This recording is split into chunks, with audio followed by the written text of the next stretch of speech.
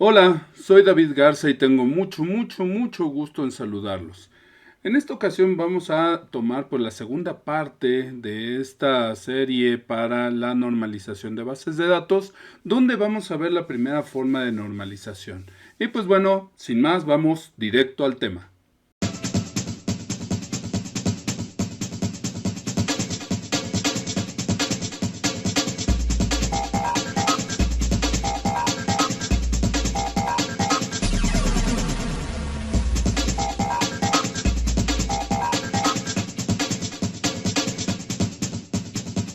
Para empezar con este proceso, pues necesitamos convertir el archivo de datos en una base de datos y para eso utilizaremos la base de datos Base que se encuentra en LibreOffice. Para ello pues vamos a seleccionar el formato de texto, descargar el archivo en alguna carpeta donde ustedes sepan y se guarda allí el archivo. La descarga se hace muy rápido y procedemos a descomprimir el archivo con la herramienta que ustedes tengan. Y aquí queda ya el archivo. Si requieren la descripción de los campos, algo que yo sugiero mucho, le pueden hacer clic aquí en el URL de descripción en campos y les va a bajar el archivo en formato PDF. Pueden también transmitirlo a su carpeta y pues guardarlo para tener aquí pues ya la descripción de los campos y que con la herramienta local que ustedes tengan puedan ver esta descripción de manera local. Una vez transferido el archivo y descomprimido, ahora vamos a abrirlo en LibreOffice Calc para que podamos pasarlo a la base de datos de LibreOffice Base. Para esto pues le hacemos clic con el botón derecho, le pedimos que nos abra la aplicación o este archivo con el LibreOffice Calc que aquí se encuentra y le hacemos clic en aceptar. Como se puede ver en este primer paso, a sabiendas de que los separadores que tenemos nosotros en este archivo son barras verticales, de manera predeterminada señala aquí un tabulador. Bueno, nosotros vamos a elegir otro y le vamos a poner la barra vertical de manera que las barras verticales le sirvan a LibreOffice para pues establecer estos campos y hacemos clic en aceptar. Aquí lo que nos vamos a encontrar ya una vez que LibreOffice Calc abrió el archivo es que la primera línea pues va a estar allí de más. Lo único que necesitamos hacer es eliminar esta fila y de esa forma ya quedarían todos los campos bien establecidos y bien separados uno tras otro.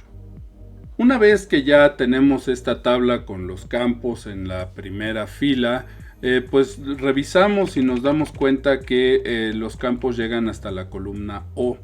Bien, vamos a seleccionar todos los datos que integren Ciudad de México, Aguascalientes, Baja California y Baja California Sur para poder convertirlos hacia una base de datos de LibreOffice Base.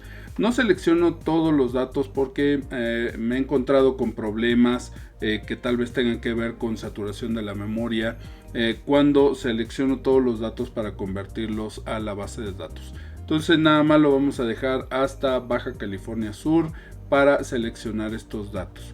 Entonces se toma desde la primera fila y nos vamos hasta Baja California Sur.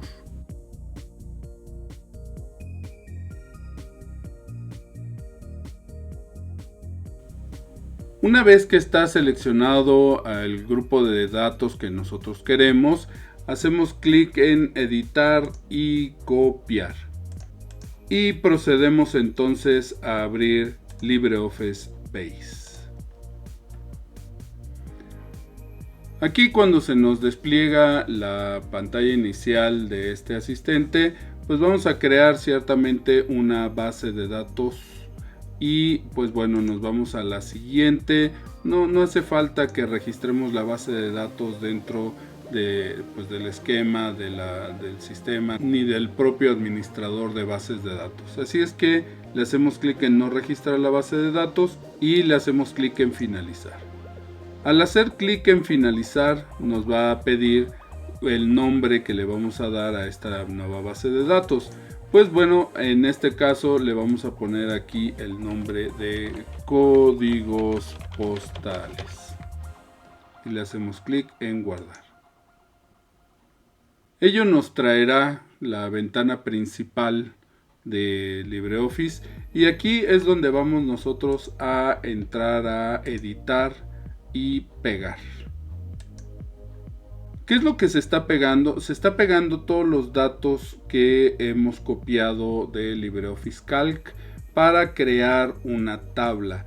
En este caso sería la tabla general de códigos postales y así lo vamos a llamar, general de códigos postales.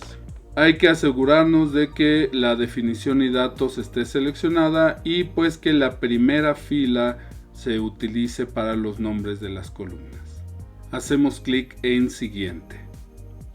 Como segundo paso, pues vamos a agregar todos los campos que se encuentran aquí hacia nuestra tabla, así es que así sin más le hacemos clic en este botón donde se agregan todos los campos que están a la izquierda y pues damos clic en siguiente. Ahora nos pide que definamos los tipos de datos que va a tener cada columna.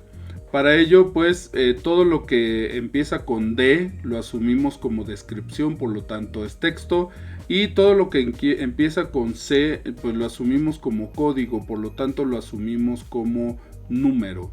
Así es que a todo lo que empieza con C y este también que dice ID pues le vamos a asignar valores numéricos. Para ello seleccionamos el campo, hacemos clic aquí en el tipo de campo y lo establecemos como un entero. Lo mismo hacemos con el resto de campos.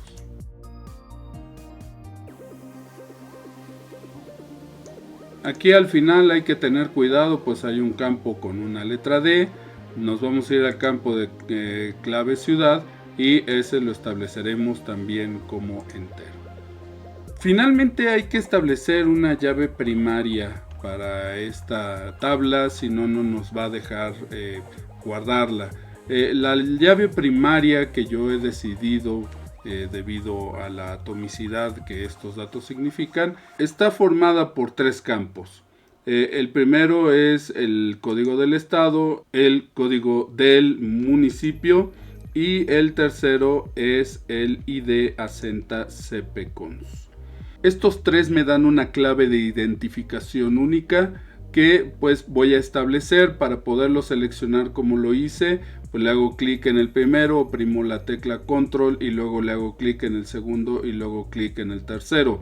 Y esto le hago clic con el botón derecho y lo establezco como clave principal. Y aquí ya aparecen los signos de que esto será la clave principal.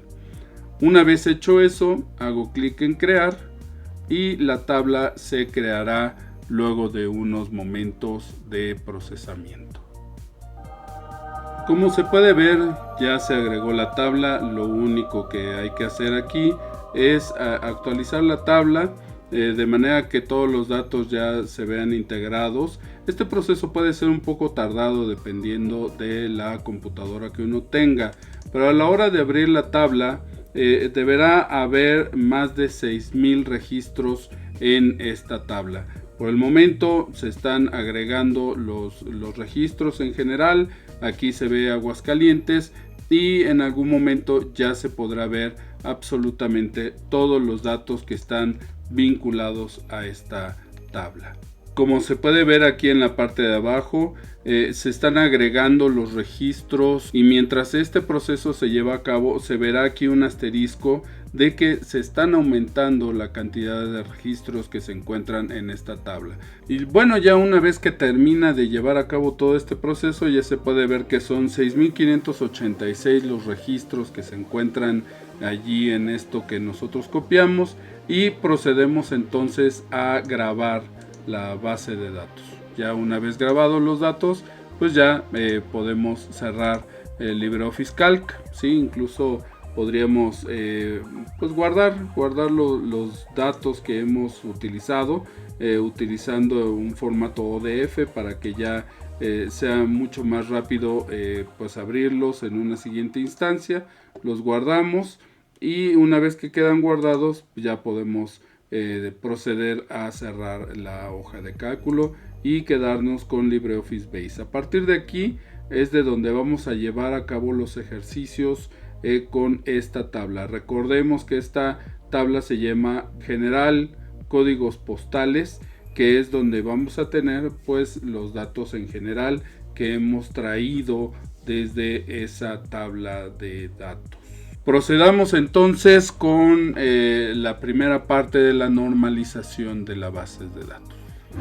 La primera forma de normalización, que también se conoce como 1NF de las bases de datos, fue presentada en 1970 por el Dr. Edgar F. Codd, que fue un científico inglés de la computación que trabajaba para IBM en los sistemas de administración de bases de datos relacionales.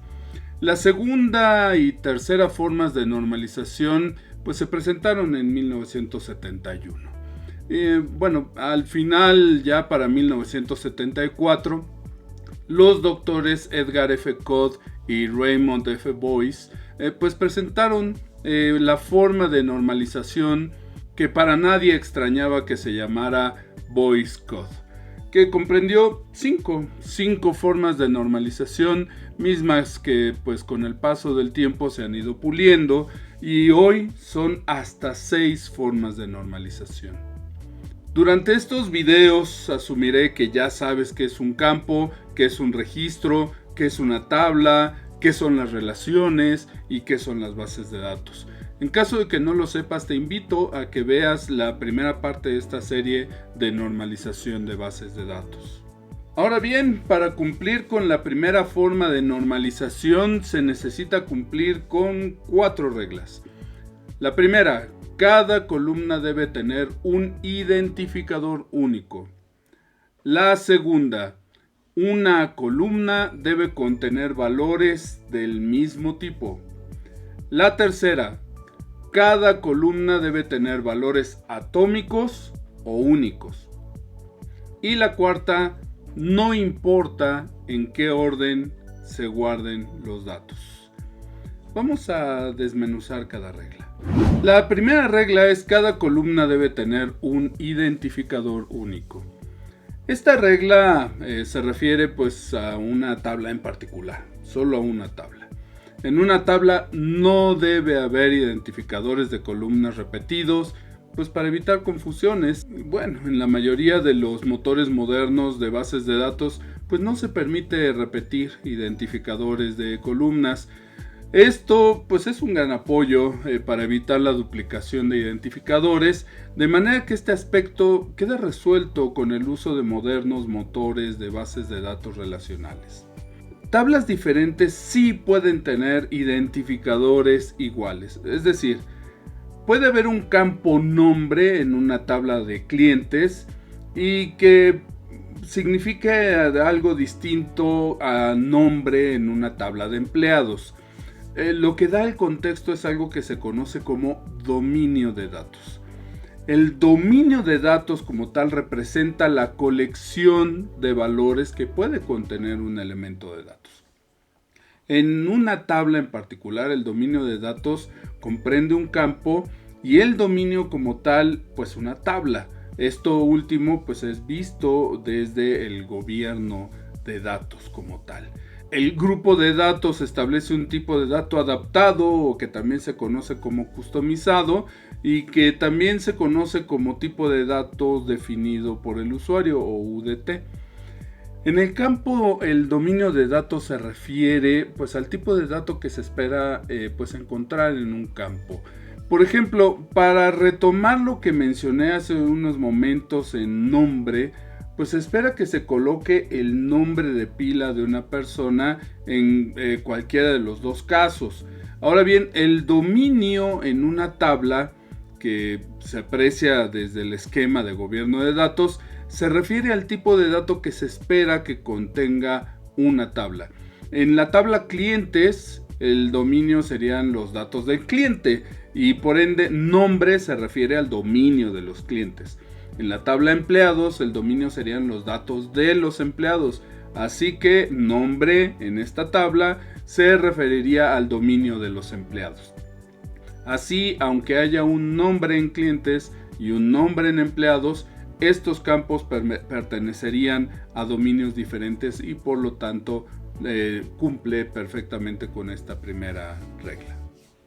La segunda regla es: una columna debe tener valores del mismo tipo. Esta es una regla más de sentido común que otra cosa. Resulta que si tenemos un campo nombre en una tabla llamada empleados, pues no se espera que allí se coloque un número o un código, sino que se coloque el nombre de pila pues de un empleado. Así, todos los datos que se graben en el campo nombre pues deberían pertenecer al tipo de dato que se pretende almacenar en este campo. Ciertamente, algunas bases de datos permiten almacenar números en campos de texto, pero hay una diferencia importante. No se almacenaría el valor numérico, sino la representación del número. Es decir, no es lo mismo el valor 1 que el guarismo con el que se representa el 1. El primero es el valor 1, la unidad, y el segundo es la representación tipográfica de 1.